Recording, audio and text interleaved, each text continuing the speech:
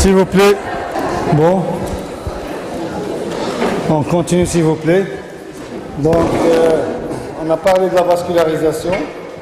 Autrefois, donc, on a fait la vascularisation artérielle, la vascularisation veineuse. Il nous reste pour aujourd'hui la vascularisation lymphatique. Et on sait très bien que la vascularisation lymphatique de la tête et du cou, c'est une vascularisation qui est très riche, ce qui explique la grande fréquence des adénopathies au niveau du cou. Lorsqu'on parle d'une adénopathie, c'est une hypertrophie d'un ganglion.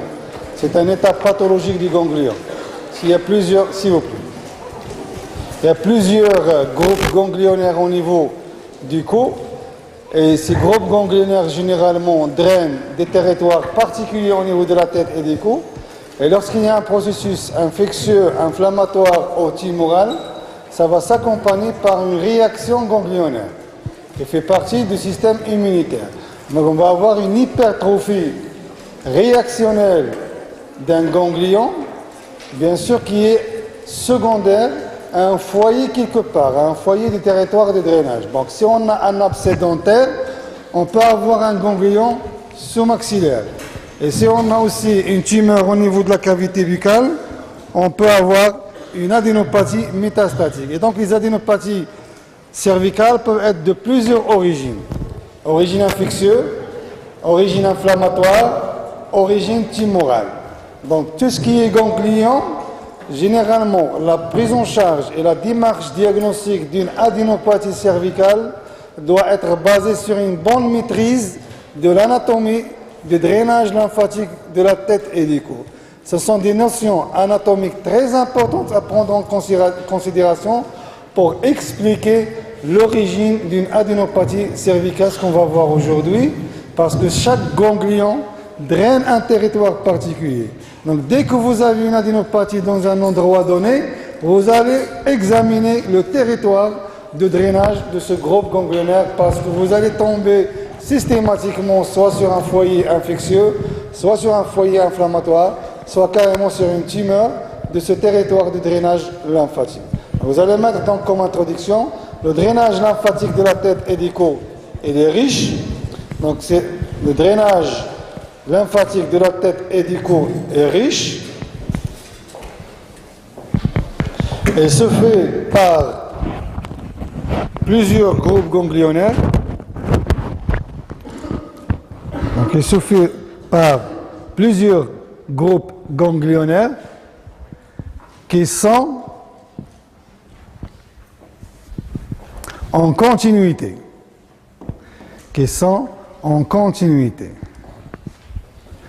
Donc ce drainage lymphatique se fait du côté droit vers la grande veine lymphatique. Du côté droit se fait vers la grande veine lymphatique au niveau du confluent veineux de Pyrogophe. Donc du côté droit, ce drainage lymphatique se fait vers la grande veine lymphatique qui se jette dans le confluent veineux de Pyrogophe qu'on a vu l'autre fois lorsqu'on a parlé de la vascularisation veineuse. Et du côté gauche, il se fait vers le canal thoracique.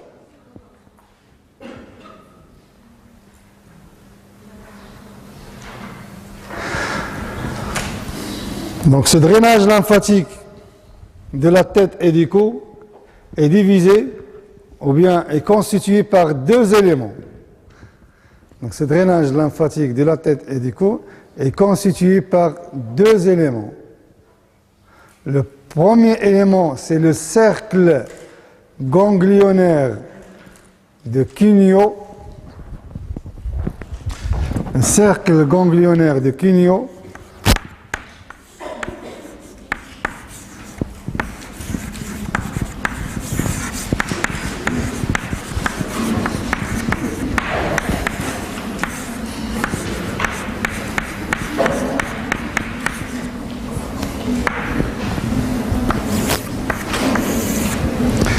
le premier élément, c'est le cercle ganglionnaire de Cugnot, on va le voir.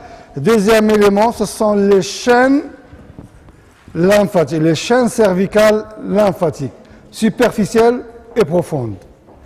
Les chaînes cervicales, les chaînes lymphatiques cervicales, superficielles et profondes. Et on va commencer donc par le cercle ganglionnaire. Mettez le titre, le cercle ganglionnaire de Quigno. Allez-y, le schéma de profil, s'il vous plaît.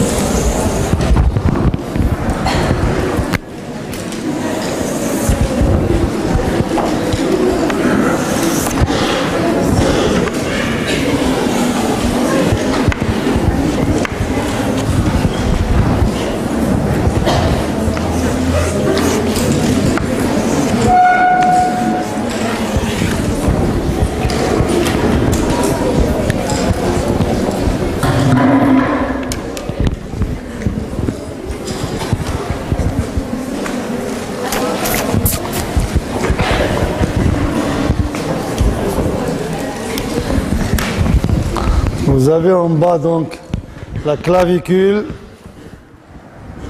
le sternum et la clavicule.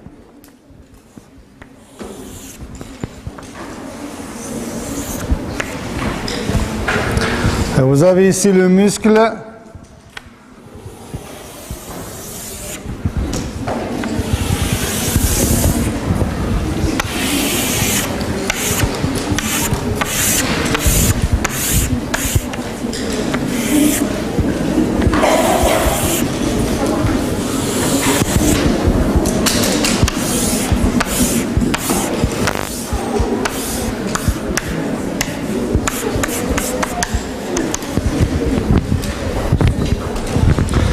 Donc c'est quel muscle vous...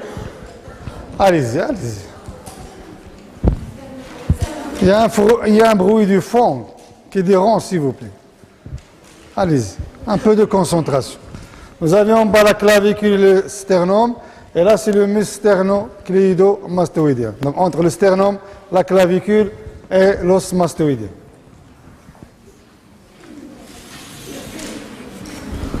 Le muscle sternocleidomastoïdien.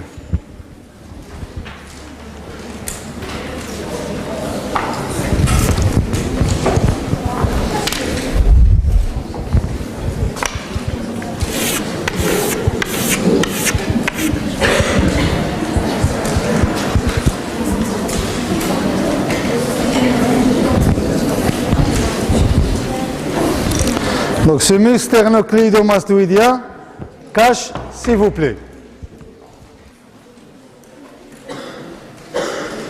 On ne va pas continuer comme ça. Soit on se concentre, c'est pour votre intérêt, soit je vais passer rapidement. Donc c'est un couvercle, le muscle sternocleidomastoïdien, c'est un couvercle de la région latérale du cou. Et c'est la région carotidienne.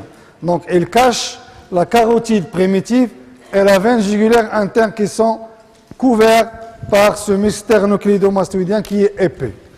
Donc, un petit mot sur le cercle. Donc, le cercle ganglionnaire de Quigno est constitué par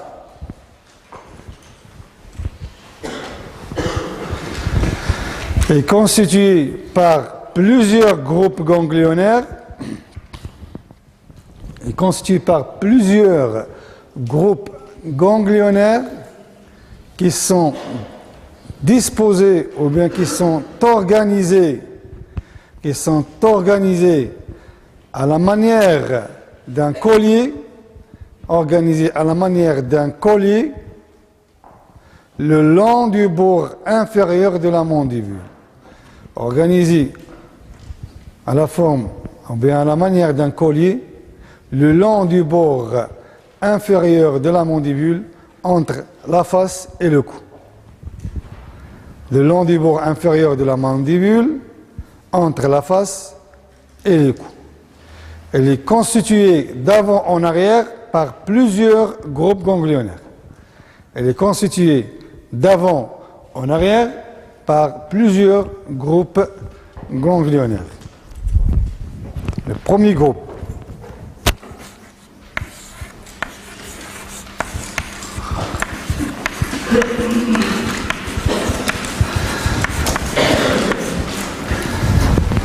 Le premier groupe ganglionnaire, c'est le groupe sous-mental. Le groupe sous-mental, il est constitué par, voilà, sur le schéma, il est là.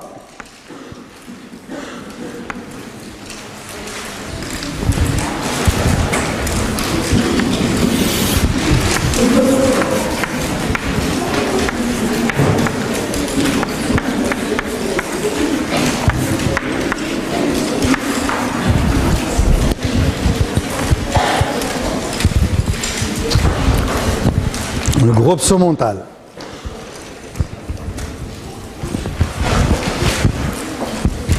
Donc le groupe sous-mental est constitué de 2 à 3 ganglions. Il est constitué de 2 à 3 ganglions au-dessous du menton. Il est constitué de 2 à 3 ganglions au-dessous du menton.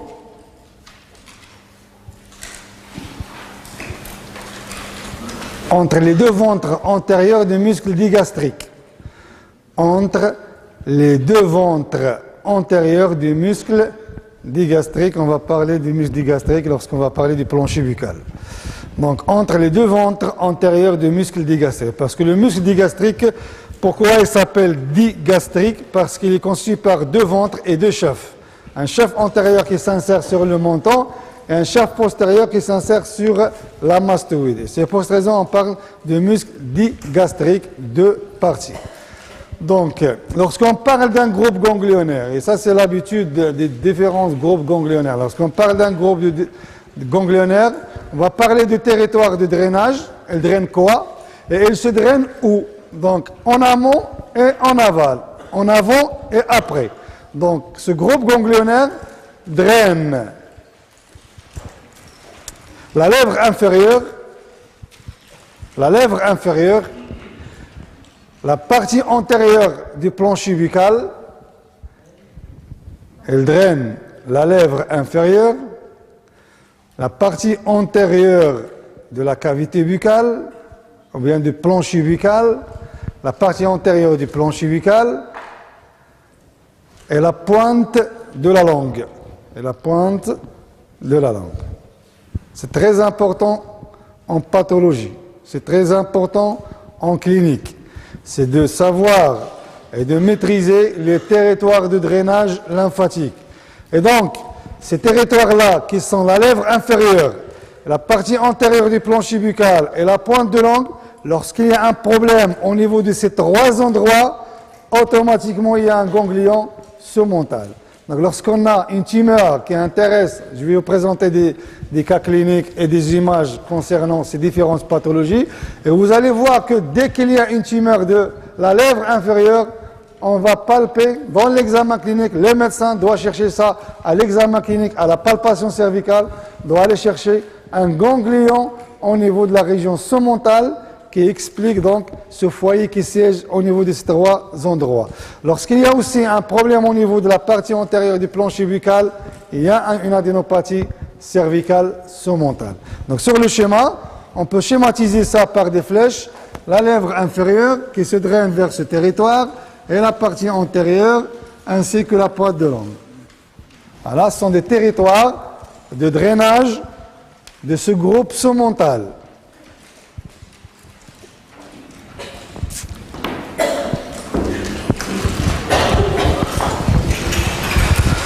Donc, elle draine ces trois endroits et elle se draine vers le deuxième groupe ganglionnaire de cercle. Donc, ce territoire ou bien ce groupe surmental se draine vers le deuxième groupe ganglionnaire de cercle de Quignon. Voilà, donc la flèche, elle va se drainer vers le deuxième groupe ganglionnaire. Le deuxième groupe ganglionnaire, c'est le groupe sous-mandibulaire ou bien sous-maxillaire.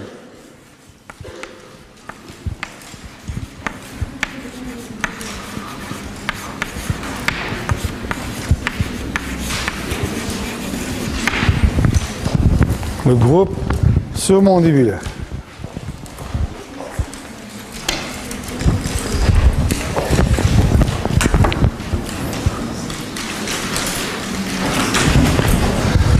Qu'est-ce que vous avez au niveau de cette région?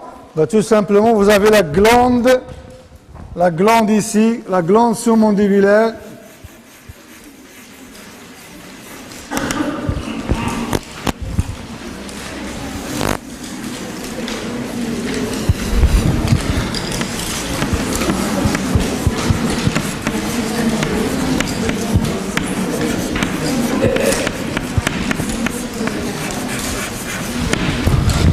Donc, ce groupe sous-mandibulaire est organisé au contact de cette glande sous-maxillaire.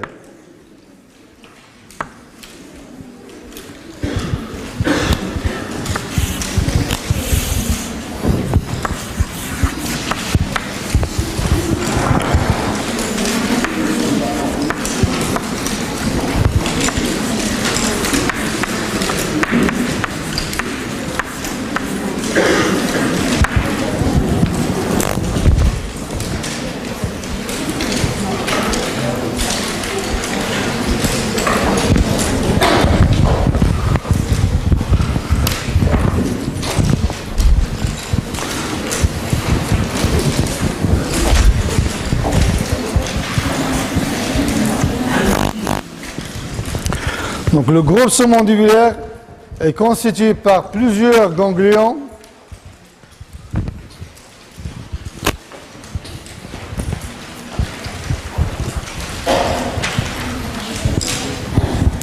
Elle est constituée par plusieurs groupes ganglionnaires